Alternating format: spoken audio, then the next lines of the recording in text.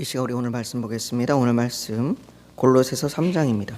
골로새서 3장 5절에서 11절까지 말씀입니다. 그러므로 땅에 있는 지체를 죽이라. 곧 음란과 부정과 사욕과 악한 정욕과 탐심이니 탐심은 우상 숭배니라. 너희도 전에 그 가운데 살 때에는 그 가운데서 행하였으나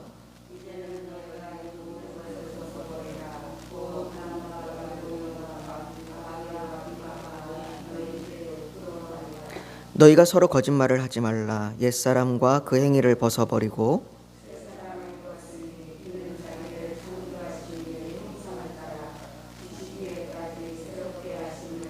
같이 읽습니다.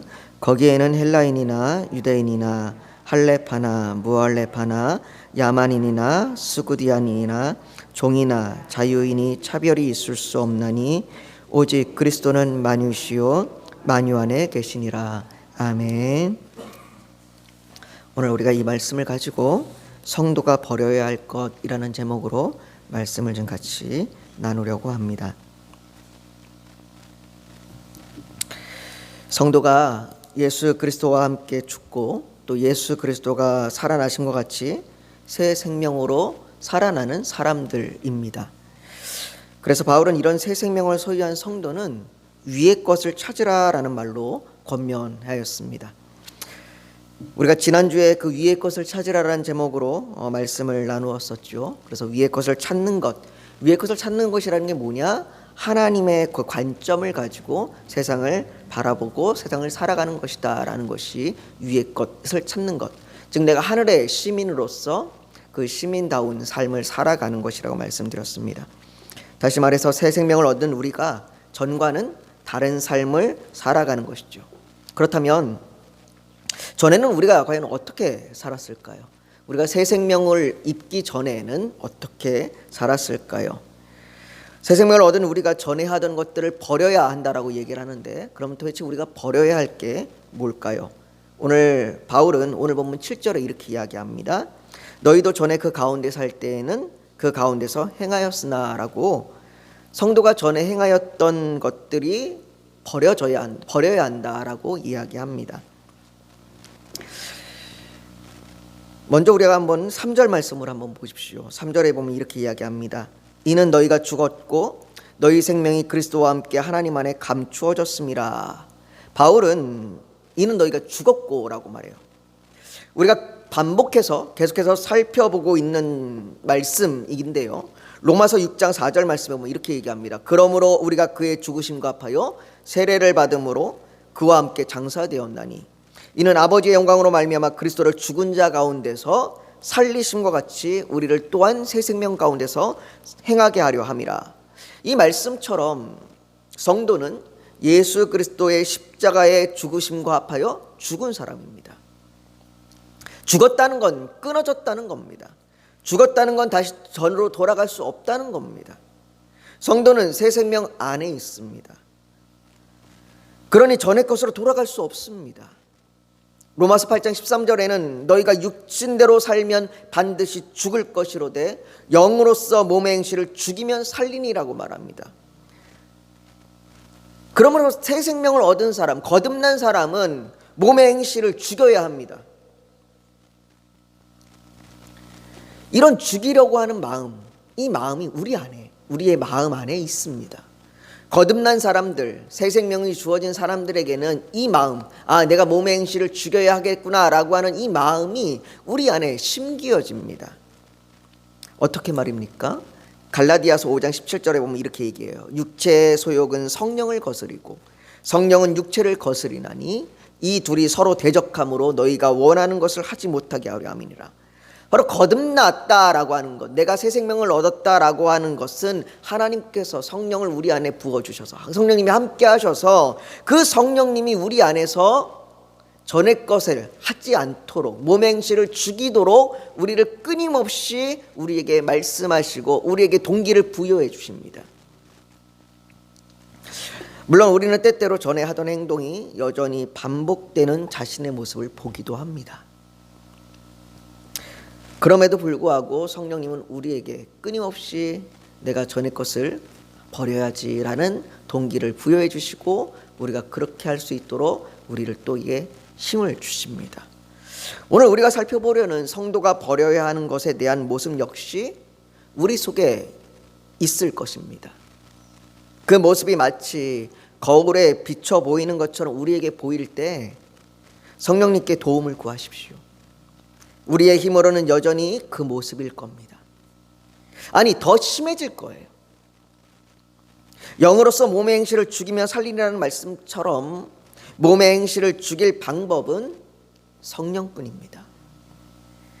전과 같은 나의 모습이 비춰질 때 전에는 그 모습을 봐도 아무렇지도 않고 별로 신경도 안 쓰였는데 그렇게 돌같이 단단했던 내 마음이 이제는 그런 모습을 볼 때 내가 슬퍼하고 애통하고 미워하고 이 죄에 대해서 미워하는, 그렇게 돌이키고자 하는 이 부드러운 마음으로 성령님이 우리의 마음을 바꾸십니다. 그렇기 때문에 우리가 그 마음에 내가 순종하며 나아갈 수 있도록, 하나님께서 돌같은 나의 마음을 부드러운 마음으로 바꾸실 때에 내가 그 마음에 순응하면서 내가 그 마음에 반응하며 나아갈 수 있도록 내게 힘을 달라고, 내게 능력을 달라고 우리가 구하면서 나아가야 합니다.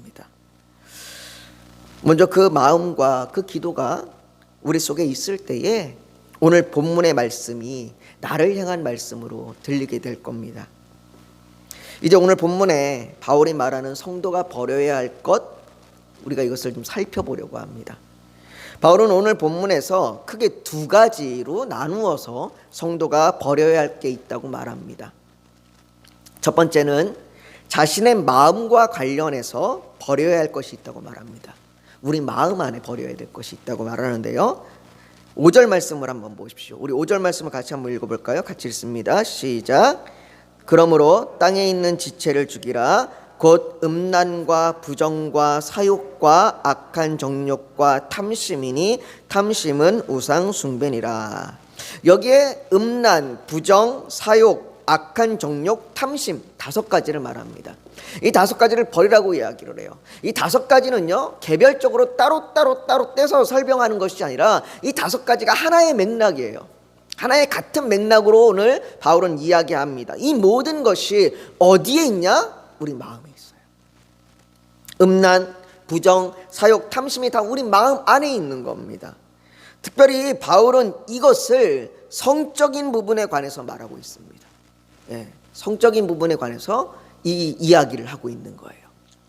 물론 여기서 나오는 탐심, 악한 정욕, 사욕 이런 것이 우리의 일반적인 욕심이나 일반적인 재물을 탐하는 말도 물론 포함되어 있지만 주로 구체적으로 지금 바울이 여기서 얘기하는 건 성적인 부분에 대해서 주를 이야기합니다.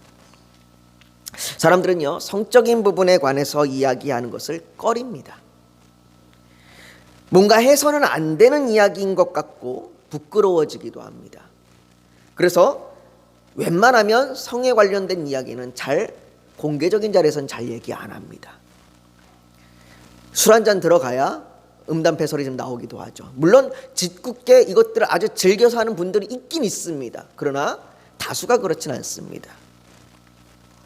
일반적인 상황이라면 이런 성적인 부분들은 잘 이야기 안 합니다. 물론 현대에는 과거와 비교하면 많이 개방적이 되었습니다. 그러나 개방적이라는 말에서도 볼 수 있던 것처럼 이건 뭔가 꺼내면 안 되는 것을 꺼내는 것 같은 금기시되는 그런 말들이 이런 부분이었어요. 특히 교회에서 이런 이야기를 한다라고 이야기하면 이건 쉽게 받아들이기 어려운 부분입니다. 아담과 하와가 선악을 알게 하는 열매를 따먹은 후에 그들의 눈이 밝아졌습니다. 근데 성경은 이렇게 이야기를 해요. 그들의 눈이 밝아져 자기들이 벗은 줄을 알았다. 그리고는 벗었으므로 두려워하여 숨었습니다. 하나님께서는 그들에게 말씀하시기를 이렇게 이야기를 하세요. 이르시되 누가 너의 벗었음을 내게 알렸느냐.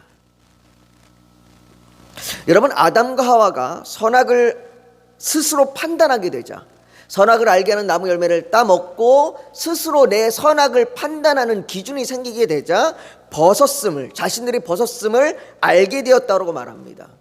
그럼 전에는 벗었다는 걸 몰랐다는 이야기가 아닙니다. 전에도 벗었다는 걸 알았어요. 우리가 벗고 있다는 걸 압니다. 그러나 자신들의 판단과 기준에 의해서 이제는 그 벗은 것이 부끄러운 일이다라고 하는 것을 인식하게 되었다는 겁니다. 바로 자신들의 그 판단과 기준에 의해서 자신들의 모습을 왜곡해서 보기 시작하는 거예요. 하나님께서는 성이라고 하는 부부가 누려야 하는 아름다운 관계를 만들어 주셨습니다. 성이라고 하는 부분은 하나님께서 주신 아름다운 겁니다. 그것은 언약의 관계로 맺어진 서로를 향해 자신을 내어주는 사랑이며 헌신입니다. 사랑하는 남편에게, 사랑하는 아내에게 나 자신을 내어주는 거예요. 그러나 사람들은 이것을 자신들이 취하는 것으로 바꿨습니다. 내가 뭔가를 남의 것을 취하는 것처럼 이성의 성적인 부분을 취하게 됩니다. 영화나 드라마에서 사랑에 대한 표현으로 성적인 부분을 취하려고 합니다. 그리고 그것을 취했을 때 사랑을 확인한다고 말하기도 합니다. 심지어 그것이 결혼하지 않은 관계에서도 당연한 것으로 여겨집니다. 영화나 드라마에서만 나오는 이야기가 아닙니다. 우리는 종종 결혼한 남녀가 부부가 아닌 다른 사람들과 성적인 관계를 맺는 이야기를 듣기도 합니다. 음란, 부정, 사욕, 악한 정욕, 탐심은 모두 내가 누군가의 것을 취하려고 하는 거예요. 심지어 그것이 사랑이라고 하는 감정과 말로 그럴듯하게 포장이 되어서 마치 합법적으로 보이는 경우에도 겉으로는 그런 합법적으로 보이고 좋은 말로 표현하고 있는 것 같지만 실은 내가 그 사람을 취하려고 하는 겁니다. 그 사람을 내 밑으로 두려고 하는 것이고 내 것으로 소유하려고 하는 겁니다. 로마의 지배를 받는 골로새 지역은 이런 성적인 문제가 괜찮다고 여겨졌어요. 괜찮다고 여겨지는 그런 문화였습니다. 잘못된 성적인 문화들이 만연했습니다. 사람들 마음속에 바울이 말하는 이 마음이 있는 것이 당연했습니다. 음란, 사욕, 부정 이런 것들이 당연한 마음이었어요. 그러나 성도는 그런 마음을 품지 말라고 말합니다. 더욱이 이런 마음들은 계속해서 크게 자라나서 결국 우리를 죽음에 이르게 합니다. 야고보서 1장 15절에 보면 이렇게 이야기합니다. 욕심이 잉태한 죄를 낳고 죄가 장성한 즉 사망을 낳느니라. 바울이 지금 이런 것들을 대해서 이야기하고 있는 것은 하나님에 대한 기준이 사람에 대한 기준으로 왜곡돼서 네가 다른 사람을 취하려고 하는, 다른 사람들을 함부로 취하려고 하고 다른 사람들에게 함부로 하려고 하는 그 마음들을 버리라고 이야기하는 겁니다. 특별히 성적인 부분이 아니더라도 오늘날 우리 마음에 스스로 괜찮다고 여기면서 내 기준에 옳다고 여기고 취하려고 하는 그런 부분들이 많습니다. 여러분, 내 기준에 옳다고 여겨져서 취하려고 하는 마음이 우리 속에서 자랄 때 어느덧 우리는 하나님이 아닌 내가 주인이 되어 살아가는 삶을 살게 됩니다. 이 정도는 괜찮겠지. 이 정도는 내가 가져도 괜찮겠지. 이 정도 선은 내가 넘어가도 괜찮겠지라고 하는 부분이 우리 안에 조금씩 싹트게 되면 바로 그 기준이 하나님에서 나로 옮겨지는 겁니다. 그래서 바울은 탐심은 우상숭배라고 이야기하는 겁니다. 점점 기준이 옮겨져서 내가 기준이 돼버리고 내가 주장하게 되기 시작하는 거죠. 두 번째로 바울이 성도가 버려야 할 것에 대해서 말하는 것은 타인과의 관계에서 버려야 할 것에 대해서 말합니다. 우리의 8절과 9절 말씀 같이 한번 읽어볼까요? 같이 읽습니다. 시작. 이제는 너희가 이 모든 것을 벗어버리라. 곧 분함과 노여움과 악의와 비방과 너희의 입에 부끄러운 말이라. 너희가 서로 거짓말을 하지 말라. 옛사람과 그 행위를 벗어버리고. 바울은 여기서도 5가지를 얘기합니다. 분함, 노여움, 악의, 비방, 부끄러운 말, 거짓말. 이건 역시 따로따로 개별적인 부분이 아닌 하나의 덩어리 이 부분입니다. 이건 모두 나에게서 상대로 나가는 겁니다. 나에게서 분함이 나가고 나에게서 노여움이 나가고 나에게서 비방이 나가고 나에게서 부끄러운 말이 나갑니다. 부끄러운 말들이 어떤 걸까요? 남의 말을 함부로 자르는 것, 남의 말을 함부로 돌리는 것, 남의 말을 함부로 바꾸는 것, 남의 말을 무시하는 것, 이런 것들이 부끄러운 말이에요. 거짓말도 나에게서 나오게 나갑니다. 그런데 이것들이 모두 뭐를 통해서 나가냐? 말을 통해서 나가요. 주로 말을 통해서 나가죠. 어떤 경우에 이런 말이 나갑니까? 내 걸 뺏겼을 때, 내가 원하는 대로 되지 않았을 때, 내가 손해를 본다고 느낄 때, 나를 인정해 주지 않을 때 방어 기제가 이런 말들을 쏟아내게 하죠. 사람들은 저마다 눈에 보이지 않는 일정한 자기 영역이 있습니다. 그래서 그 영역 안으로 들어오지 않는 선에서는 상대를 이해할 수 있고 부드럽게 대할 수 있습니다. 종종 남편분들 중에 밖에서는 부드러운데 집에만 들어오면 딱딱해지는 분들이 계십니다. 그래서 당신은 밖에 나가면 참 잘하는데 안에만 들어오면 달라진다고 얘기하죠.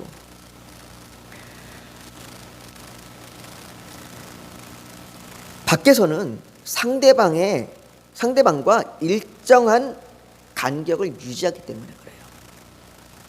그러나 집에서는 상대가 내 영역 안으로 아무렇지도 않게 넘어옵니다.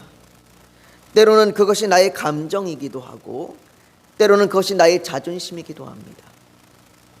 아내가 아무렇지도 않게 내게 넘어와서 자꾸 나를 건드려요.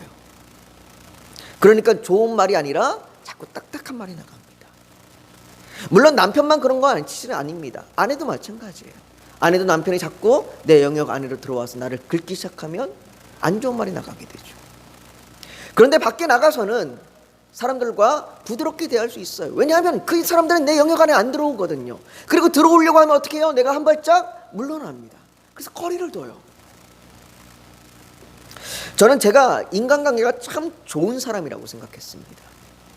나쁜 말을 하는 일도 별로 없고 누구와 다퉈본 일도 별로 없었습니다.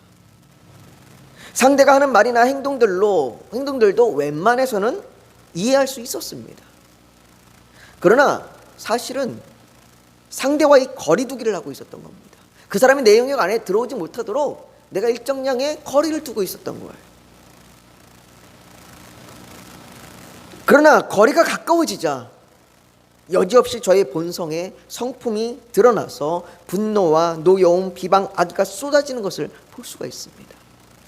그리고 어느덧 시간이 지나서 나이가 들기 시작하니까 이제는 그런 거리 뒀던 사람들이 어떻게 돼요? 점점 하나씩 사라져갑니다.